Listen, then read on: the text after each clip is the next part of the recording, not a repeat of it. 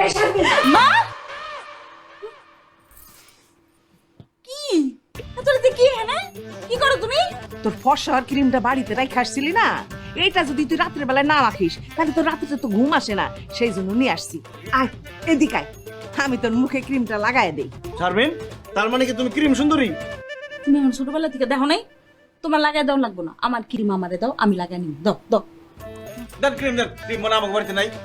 রাখো, দেন আপনি দেন। যাবো মানে এখানে আমি সারা রাত দাঁড়ায় থাকবো, দাঁড়ায় দাঁড়ায় পাহারা দিব। কি কইতাছো ওগুলা মা? তুমি তোমার মাথা নষ্ট হয়ে গেছে, সারা রাত এখানে খাড়া থাকবে কে?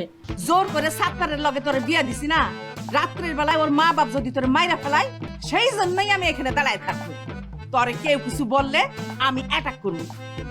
এই যে দেখছস আমার হাতে কি, একবার এইটা দিয়ে একবার শেষ করে দেবো। চাচি,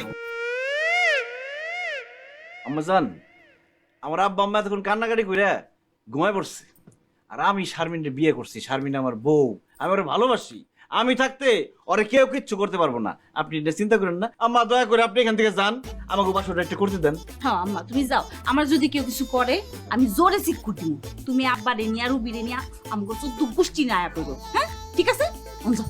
আচ্ছা ঠিক আছে, তুই এমন জোরে চিৎকার দিবি আমি যেন বাড়ি থেকে শুনতে পারি। হ্যাঁ